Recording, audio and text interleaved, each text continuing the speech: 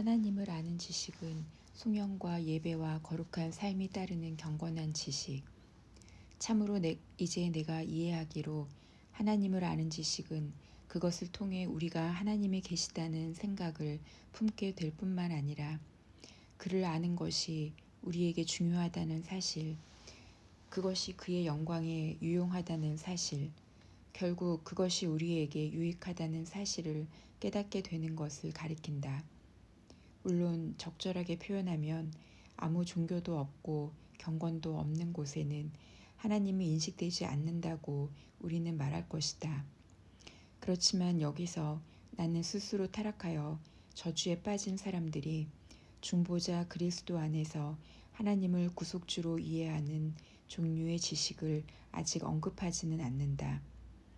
다만 만약 아담이 순전하게 머물렀더라면 자연의 본래 질서로 우리가 이르게 되었을 최초의 간단한 지식에 대해서만 말한다.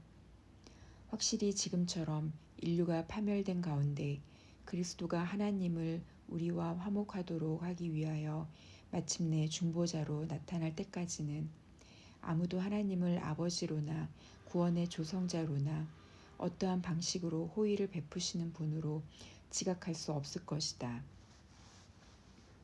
그럼에도 불구하고 우리를 지으신 분인 하나님이 자기의 능력으로 우리를 지탱하시고 섭리로 다스리시고 선하심으로 양육하시고 모든 종류의 은총들로 돌보신다는 것을 지각하는 것과 그리스도 안에서 우리에게 수여된 화목의 은총을 고귀하게 받아들이는 것은 서로 다른 일이다.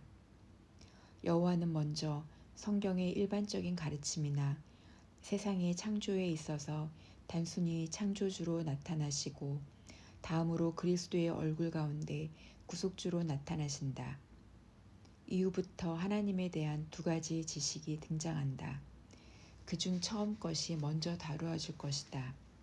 그리고 나중 것이 자기 차례에 이어질 것이다. 그러나 어떤 경우에도 우리의 마음은 하나님께 예배를 올려드리지 않고서는 그를 이해할 수 없다. 그렇다고 해서 그가 모든 사람에 의해서 예배와 경배를 받으셔야 한다는 사실을 단순히 아는 것만으로는 충분하지 않을 것이다. 왜냐하면 우리는 먼저 하나님이 모든 선한 것의 원천이시므로 우리는 하나님 외에 다른 곳에서는 아무것도 찾아서는 안 된다는 사실에 대한 감화를 받아야 하기 때문이다. 이렇듯 나는 다음 사실을 받아들인다.